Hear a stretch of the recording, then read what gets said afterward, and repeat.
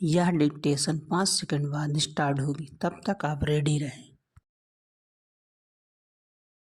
Ready start. Medical कॉलेजों में प्रवेश की परीक्षा यानी नीट में अनियमितता को लेकर जो सवाल उठे उनमें से ग्रेस मार्क के मामले का समाधान होना संतोष की बात है।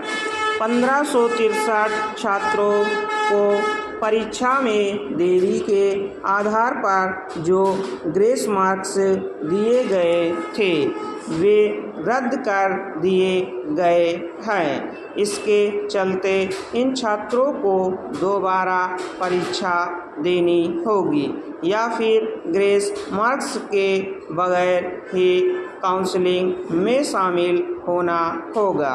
ऐसे लगभग सभी छात्र दोबारा परीक्षा देना पसंद करेंगे ताकि अपनी रैंकिंग बेहतर कर सकें। चूँकि ऐसे छात्रों की संख्या अधिक नहीं, इसलिए राष्ट्रीय परीक्षा एजेंसी यानी एनटीए को उनकी दोबारा परीक्षा लेने में कोई समस्या नहीं होगी और वे छात्र भी संतुष्ट होंगे जो ग्रेस मार्क्स देने के नियम का विरोध कर रहे थे। यह विरोध उचित ही था क्योंकि यह समझना कठिन था कि परीक्षा में देरी के आधार पर इस तरह ग्रेस मार्क्स कैसे दे दिए गए कि कुछ छात्र 100% नंबर पा गए। ग्रेस मार्क्स देने को लेकर इसलिए भी संदेह उभर आया था क्योंकि एक ही परीक्षा के कई छात्र छात्राओं को 100% अंक हासिल हो गए थे। अच्छा होगा कि भविष्य में ग्रेस मार्क्स देना बंद किया जाए और यदि छात्रों को किसी कारण परीक्षा में देरी का सामना करना पड़े तो उन्हें दोबारा परीक्षा देने की सुविधा दी जाए।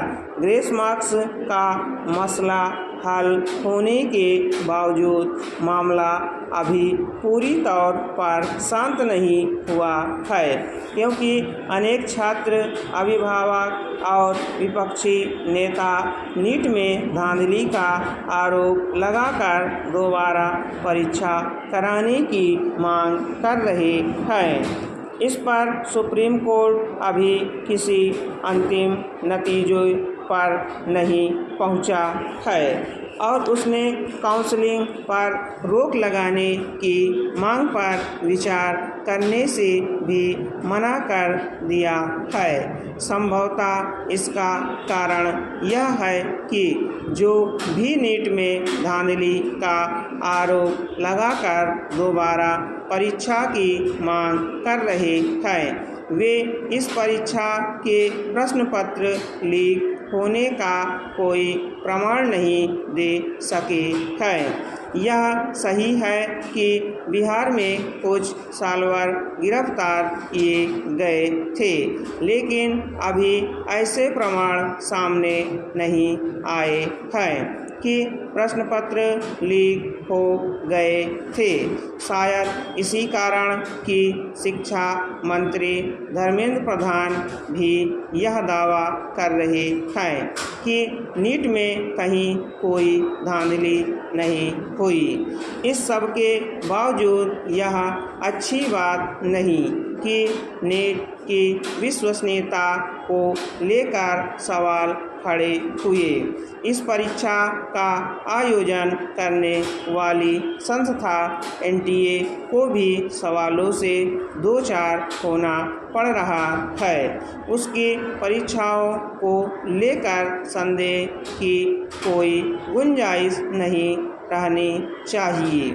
जहां सरकार को प्रतियोगी परीक्षाओं की शुचिता बनाए रखने के लिए ठोस कदम उठाने होंगे, वहीं संकीर्ण स्वार्थों के चलते परीक्षाओं की विश्वसनीयता को संदिग्ध बताने वालों को बेनकाब भी करना होगा, क्योंकि कुछ राजनीतिक दल और कोचिंग संस्थाएं अपना उल्लू सीधा करती दिख रही हैं। स्टॉप।